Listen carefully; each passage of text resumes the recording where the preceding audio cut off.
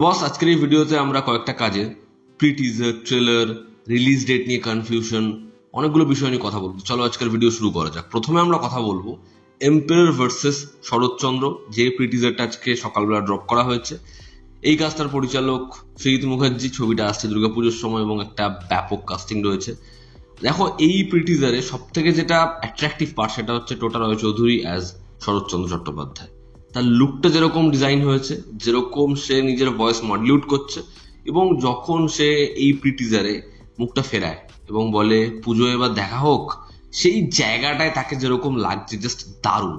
এবার এই পুরো প্রি টিজারটাই এআই দ্বারা এনহ্যান্স করা হয়েছে, সেটা যদি খুব ভালো করে লক্ষ্য করো দেখলে বোঝা যায়।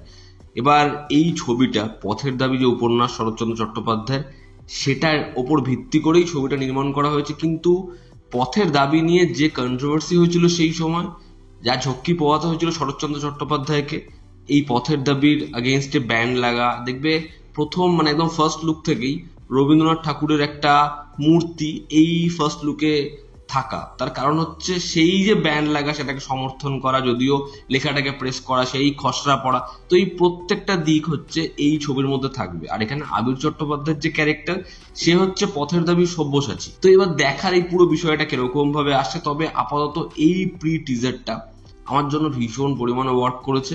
এখানে যেরকম দেখতে লাগছে টোটা রয় চৌধুরীকে, সেটা অ্যামেজিং। দেখার সৈয়দ মুখার্জির এই ছবিটা হয় কেমন, এবং ছবিটা কি বক্স অফিসে একটা ব্যাপক নম্বর আনতে পারে। এই ছবিটা দুর্গাপুজোর সময় আসছে এবং দুর্গাপুজো, সৈয়দ মুখার্জি, এই কম্বিনেশনটা বারবার ওয়ার্ক করে।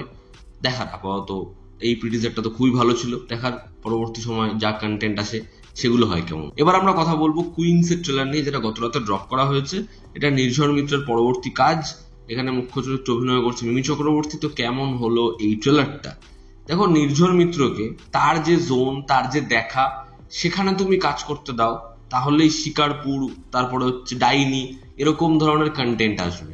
এবং আমার কোথাও একটা কি মনে হচ্ছে, আবারও কুইন্সে সে ব্যাপক কিছু ক্রিয়েট করবে, যেটা দেখে আমরা মস্তি পাবো। তো এখানে গল্পটা শুরু হচ্ছে একদম এরকম ভাবে যে একটা পরিবার যেখানে চারজন পুরুষকে নিজের বিজনেসে কম্পিউটার হিসেবে দেখে জয়দীপ মুখার্জির যে ক্যারেক্টার, তাদেরকে মেরে ফেলছে। এবার পরিবারে বেঁচে রয়েছে চারজন মহিলা। চারজন মহিলা কিভাবে জয়দীপ মুখার্জির এবং তার যারা যারা রয়েছে প্রত্যেকের এগেইনস্টে রুখে দাঁড়াবে, বদলা নেবে, এই নিয়েই হচ্ছে এই শো এর আইডিয়া। এবার এটা শুনতে খুব বেসিক লাগছে, কিন্তু তোমরা গিয়ে জাস্ট ট্রেলারটা দেখো, তোমরা মস্তি না পেলে বলবে যেরকমের সোয়াগ, যেরকমের মোমেন্টস, যেরকম এখানে ডায়ালগস এবং মিমি থেকে শুরু করে প্রত্যেককে যেরকম দেখতে লাগছে।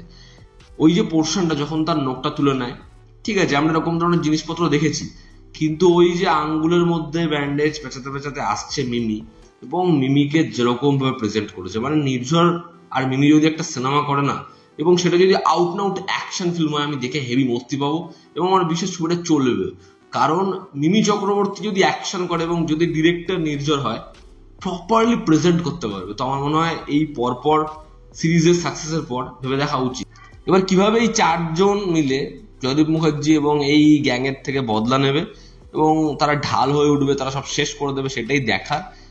আর যদি এমনটা হয় যে যাদের জন্য এরা রিভেঞ্জটা নিচ্ছে, এদের হাজবেন্ডের, এদের মধ্যেও বা এদেরও এমন কিছু পাস্ট আছে, এরাও এমন কিছু করছিল যেটাও খুব মর্মান্তিক, তখনই হবে শোটার আসল মজা।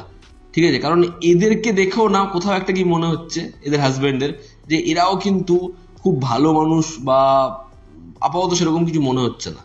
তো দেখার যে এদের আবার পাসটা কি থাকে, বা এরকম কোনো একটা পাথে গল্পটা যায় কিনা। তবে আপাতত কুইন্সের ট্রেলারটা আমার খুবই ভালো লেগেছে।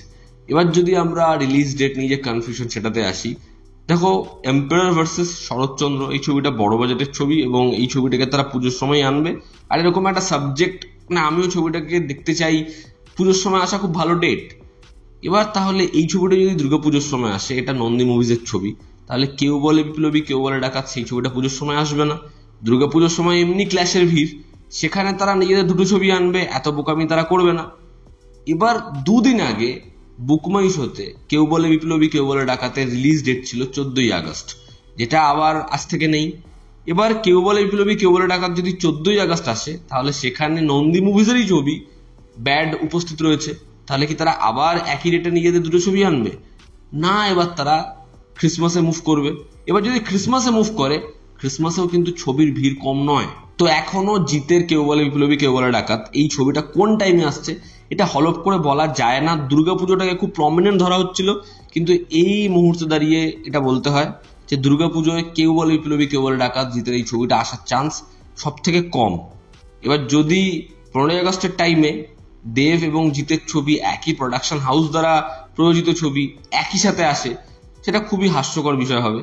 দেখার এবার কেউ বলে বিপ্লবী কেউ বলে ডাকাতের নতুন রিলিজ ডেট মেকারসদের তরফ থেকে কবে ঘোষণা করা হয়। তো এই ছিল আজকের লেটেস্ট আপডেটস এবং ট্রেলার টিজার নিয়ে রিয়াকশন। তোমাদের কি অপিনিয়ন জানিও, জানো তো আমাদের পাশে আছে। আবার দেখা হচ্ছে, টেক কেয়ার।